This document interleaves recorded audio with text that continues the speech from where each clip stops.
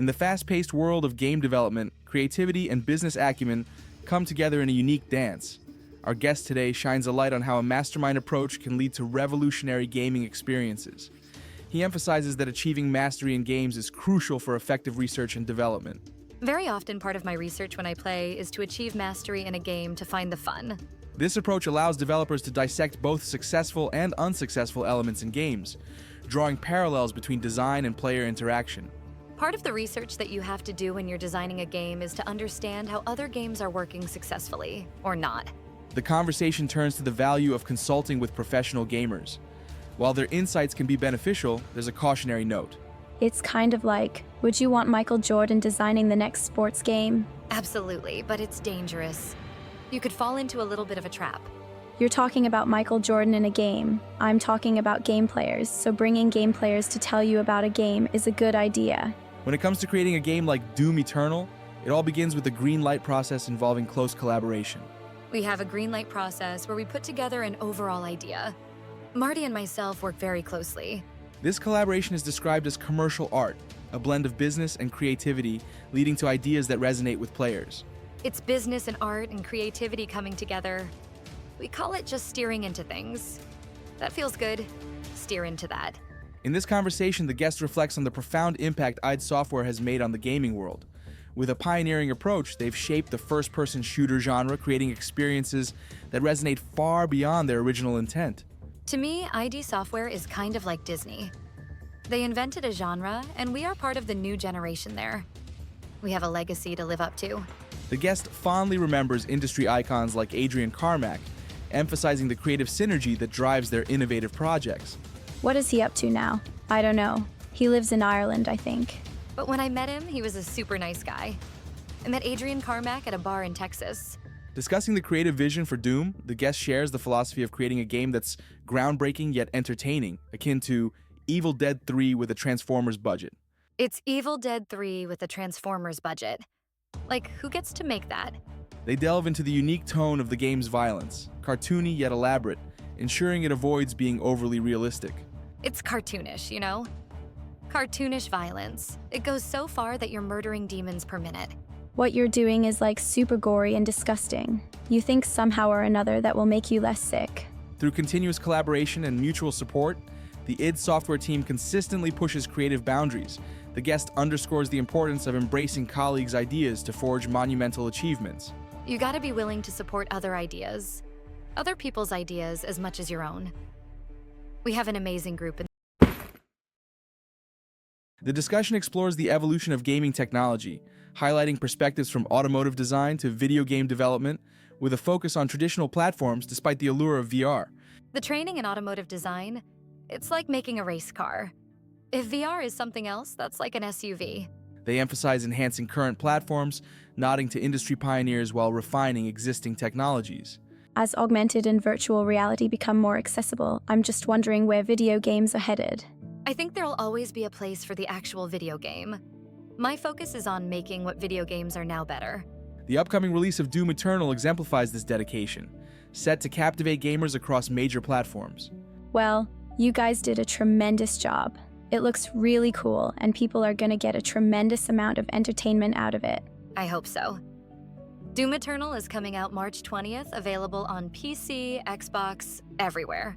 The host acknowledges the entertainment value and creativity infused by the guest and their team. All the platforms, everything. Absolutely. Thanks for being here. Appreciate you. Thank you very much. Thanks for doing what you do. You've entertained many people. It's awesome. Game director Hugo Martin discusses how Doom Eternal balances intense action with accessibility, focusing on fantasy violence without profanity or sexual content. My name is Hugo Martin, and I'm the game director on Doom Eternal. The host marvels at the game's graphics and gameplay, describing it as a groundbreaking display of violence. It's so next level. Graphics, everything about it, like the weapons, the demons. It's awesome. And we work hard on that. There's no cursing. There's no sex. I want it to be something my kids could play. Martin explains the strategic focus on fantasy violence aimed at mythical demons, aligning with cultural norms for younger audiences. It's cartoonish violence, very much like a cartoon. You're killing monsters. It's like Walking Dead when they spike them in the head. You can't do that to people on TV. and they're demons from hell. You're doing God's work. The conversation shifts to the game's impressive technical achievements, showcasing cinematic quality in-game assets. This game is exactly like the opening scene. No pre-rendered everything. Those are the in-game assets. This looks good. Doom Eternal. I anticipate a massive waste of time for people. March 20th, right? Hugo Martin reflects on how his work on Doom Eternal taps into classic cinema, bringing the dynamic choreography of Bruce Lee and Star Wars into gaming. That guy, if you're Bruce Lee, that is your Chuck Norris. When they square off in the Colosseum, it's inspired by a great scene. It's a great way of the dragon. Martin's passion for cinematic influences extends to Star Wars, where epic fights have left a lasting impression. The fights in the prequels were amazing. I've watched the one against Obi-Wan and Anakin like a million times. It's so good. Jedi at their peak just going off on each other. I like the analogy of Star Wars. That fight is badass between Obi-Wan and Darth Maul. As the conversation unfolds, the addictive nature of video games is likened to immersive film experiences. What you guys have done is create something that's going to ruin people's lives. A massive waste of time. The addictive quality is insane. With the glory kills, you are your own fight choreographer. Swing around, cut him in half, do anything you want. It's awesome. The host nostalgically recalls duel modes in games like Quake Champions, emphasizing personal battles with a touch of humor. See, because what I like is duels. Me and Jamie would play for hours, just one-on-one, and just fuck each other up. In this discussion, the cultural interplay between films and games becomes clear. From cinematic inspirations to gameplay innovations, video games continue to evolve and redefine experiences across mediums. The discussion unfolds with the guest emphasizing the foundational role of game engines in the creative process. It's like everything. I mean, they begin the engine, all the different processes. Is it a unique engine? Are you using an existing engine? The host reflects on the power of licensing engines, explaining how they can be utilized by other games, shaping the industry's landscape. Another video game can license your 3D engine and use it with different graphics to make other games. And that's a common thing. The guest praises the artistic talent in gaming, expressing admiration for the inspiring work of game artists. The artists are so amazing. I mean, the work they do is so inspiring. That's the coolest thing. Like, you love what you do. You love the medium that you work in. There's a lighthearted discussion on the tone of certain games, noting that even those with an R-rated psycho cartoon vibe aren't mean-spirited. R-rated psycho cartoon. But it's not mean-spirited. That's what I really like about it. It's kinda cool. It's fun. It's fun. The host lauds John Carmack's engines, highlighting their influence on game physics and player experiences. You know, because they all have different sort of physics. Carmack made some good fucking engines. Oh my god, did he? Central to the conversation is the emotional impact on players, a critical aspect in game design that the guest is passionate about. The whole purpose is to make something we talk about quite a bit. Like the emotional response of the consumer. Like how you feel when you play something and we want you to smile. They continue comparing fun gaming to junk food with a surprising amount of depth beneath the surface. It's frivolous and it's fun and it's junk food, but as we say, there is quite a bit of nutritional content in there. Like, it's a smart game. Wrapping up the dialogue, the host dreams about new possibilities in VR, visualizing immersive experiences with advanced technologies. What I'm holding out hope for is some sort of Oculus version of Doom or of Quake or something like that, where you have a unidirectional treadmill and you're locked. The conversation delves into the balance of fitness and lifestyle, highlighting the significance of core strength through activities like Turkish get-ups and jiu-jitsu. These routines are essential for physical stability and an active life. You could have a kettlebell in your office. Just do Turkish get-ups for 5 minutes and it'll change your body. That's awesome. Hugo Martin reflects on his fitness journey, acknowledging the challenges of maintaining form and the impact of work and family commitments. Despite frequent injuries like a bicep issue, he simplifies his routine to avoid setbacks. I think working with someone is what I need because at 43, I'm finding that I injure myself because I'm not exercising correctly. Clearly, I'm not doing anything correctly. Despite these setbacks, Hugo continues to engage in jiu-jitsu, which influences healthier lifestyle choices and provides joy. I gotta do something because when I wasn't doing it, I got the kids and the work. It is a lifestyle, but it's also one that involves sitting on your ass, staring at a TV screen. To reduce back issues from prolonged sitting, Hugo stays active throughout the day, His commitment to jiu-jitsu earns him a purple belt, proving its effectiveness. The thing is, you're doing something right because you got a purple belt. Congratulations on that. But also, you're doing jiu-jitsu. That's a hard thing to do. Jiu-jitsu encourages Hugo to adopt healthier eating habits, showing how enjoyable activities can have a positive ripple effect. So I did this, and it became a fun, engaging way to get healthy. It's a game. You're playing a game. The discussion explores resilience-building tools like the reverse hyper and teeters decks, which enhance jiu-jitsu performance and well-being. There's things you can do to mitigate it, and I'll show you some of the things that we have here. The reverse hyper is great for strengthening your lower back. The dex decompresses your spine. These tools promote posture improvement and injury prevention. Jiu-jitsu, with or without a GI, teaches important defensive techniques. I've seen you wearing your G in some pictures. Are you wearing your G again and training more with your GI? Well, I trained with the GI and no G. I have a black belt in both. What the GI teaches you is defensive techniques better because you can't pull out of everything. You have to use the proper defense. G training is particularly useful in cold climates where coats can function as defensive tools. If you live in a place where people are wearing winter coats, learning how to fight with a GI is great. A coat is like a weapon that a person's wearing on them. Practitioners in jiu-jitsu develop formidable strength and gripping capacity through dedicated training.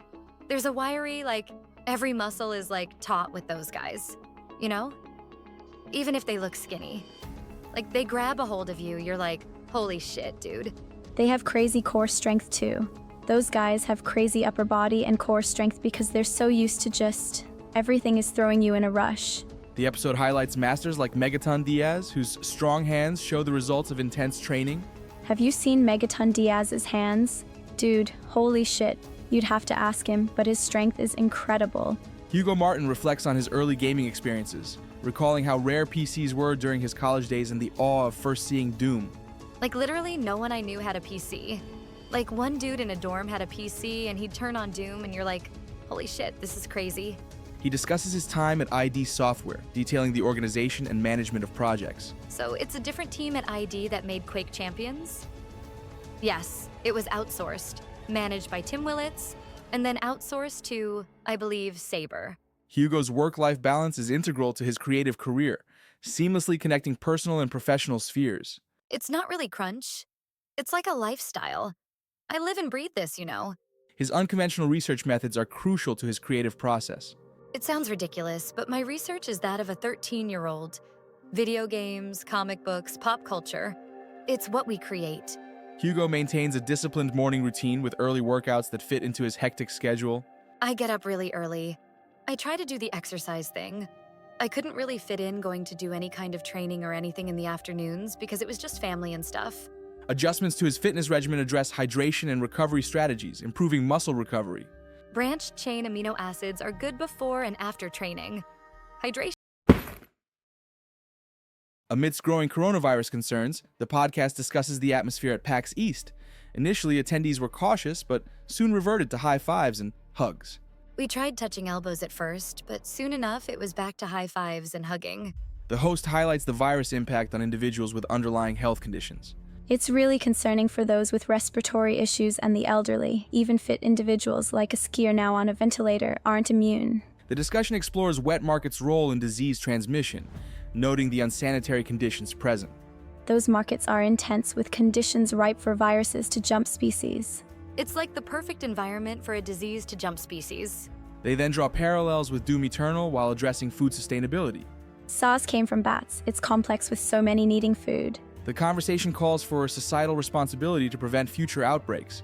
Next, they delve into the innovative worlds of VR and traditional gaming. VR offers a distinct experience, yet it's hard to match the sophistication of controller-based games. Both agree each medium should retain uniqueness. Let a game be a game and VR its own experience. Excitedly, the host imagines a Doom-themed VR spectacle. Imagine a warehouse just for Doom VR. You'd have lines around the block. The guest talks about John Carmack's influential role and his shift toward AI. Carmack's ventured into AI, leaving an incredible legacy in gaming.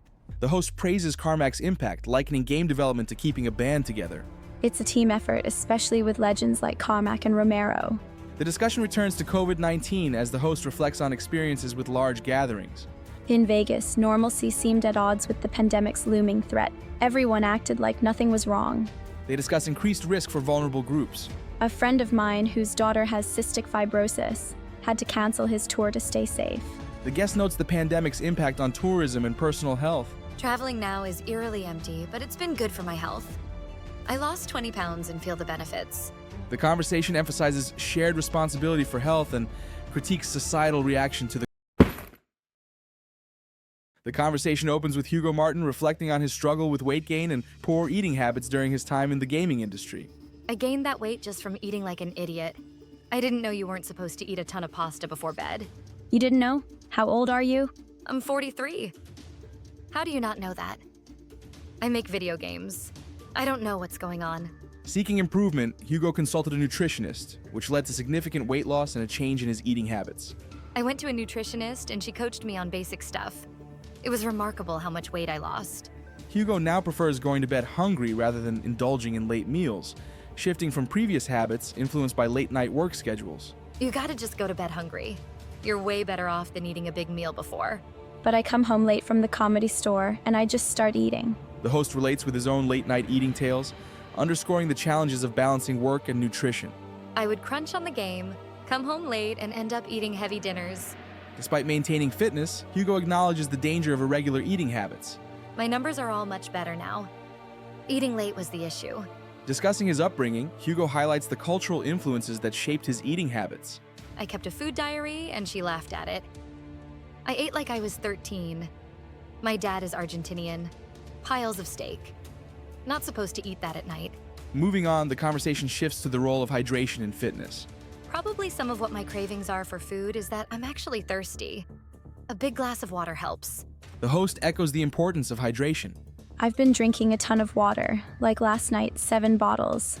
It's great, but I got up to pee 3 times. They discuss sports drinks and their place during intense workouts.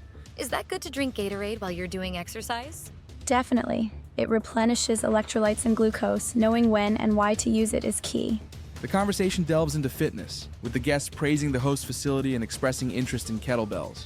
Your facility is awesome. I've never done kettlebells. Lightweight sounds like a good start. They discuss the versatility of kettlebells, especially in sports like jiu-jitsu. The great thing about kettlebells is using your whole body. It enhances your ability in sports, particularly with moves like Turkish get-ups. The guest shares a humorous observation about Turkish exercises. I think if you put the word Turkish in front of anything, it usually means it's pretty gnarly. The host praises the Turkish get-up, emphasizing its practicality for jiu-jitsu. Turkish get-up is one of my favorite exercises. It's a real game changer for jiu-jitsu. Through this engaging discussion, both share their enthusiasm for integrating physical practices and energy management. Hugo Martin explores the innovative spirit behind Doom Eternal's multiplayer mode, Battle Mode. Unlike Doom 2016, this new 2v1 setup ensures strategic balance where no single demon can overpower the Doomslayer. We have a multiplayer called Battle Mode that is really awesome. It's very unique. When asked if it resembles Quake's multiplayer, Martin emphasizes its uniqueness and acknowledges past challenges. No, it's different. Our last multiplayer wasn't super well received, though it was competent. Why 2 versus 1 instead of 1 versus 1? It's unique. The Doomslayer is all-powerful with all these guns and mods. Martin explains the focus on innovation rather than traditional deathmatch, noting that Quake Champions already serves that role. He describes the core pillars of Battle Mode as drama, pacing, and strategy. As the game nears release, the conversation turns to its 4-year development and the excitement surrounding it. When did you guys start on this? About 4 years ago. In 9 days, we're releasing it. Give birth. I'm shaking. Are you? Oh my god, I'm so nervous. Martin's enthusiasm highlights a commitment to courage and creativity, setting a new precedent for multiplayer gaming. Look at Megaton Diaz's hands. His hands are just gnarly. The community around it is... It's like dad jitsu where I go. We all want to get in shape. There's younger guys who are really athletic and old. We have one woman who's 72, because her son is there and her son's a beast. It's just awesome. We're all trying to get healthy and learning stuff together. It's great.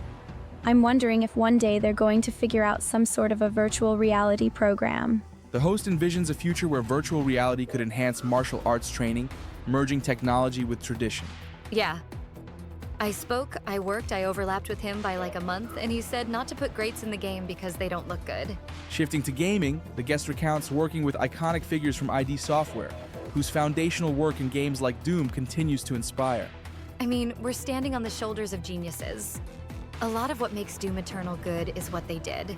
Even with the clunky old school graphics, it's still very immersive. It adds to the charm. Together, the host and guests celebrate nostalgia and innovation, showing how both jiu-jitsu and gaming can evolve while preserving their core essence. Balancing authenticity with creativity is a recurring theme in game design, especially when dealing with potentially controversial content.